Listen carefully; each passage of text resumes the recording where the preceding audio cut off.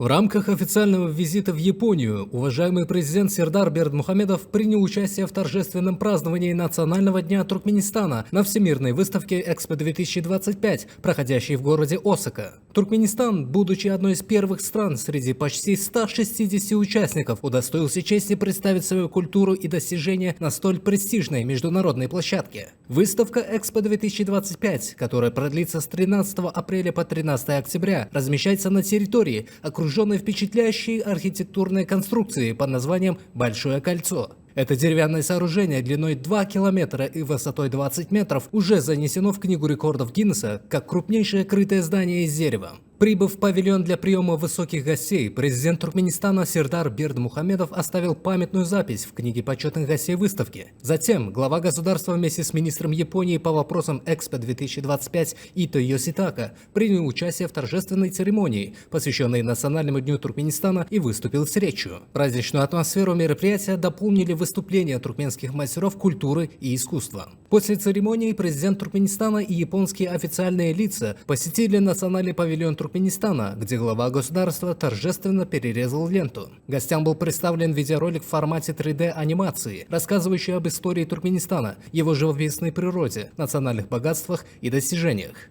На втором этаже павильона были представлены экспонаты, подготовленные городом Аркадак, министерствами и отраслевыми ведомствами страны, а на третьем этаже гости смогли отведать блюда туркменской национальной кухни. В продолжение визита глава государства ознакомился с национальным павильоном Японии. Национальный павильон Туркменистана на Экспо-2025, построенный хозяйственным обществом Белли, представляет собой архитектурный шедевр, сочетающий в себе национальные традиции и современные тенденции. Треугольная форма павильона символизирует движение вперед, непрерывность жизни и обновления, а куполообразная часть здания вдохновлена туркменскими традициями, национальными ценностями и орнаментами ковров. Внешний облик павильона гармонично сочетается с природными ландшафтами пустыни Каракумы. Основная цель участия Туркменистана в Экспо-2025 – демонстрация успехов страны за годы независимого развития, расширение внешнеэкономических связей и увеличение экспорта отечественной продукции.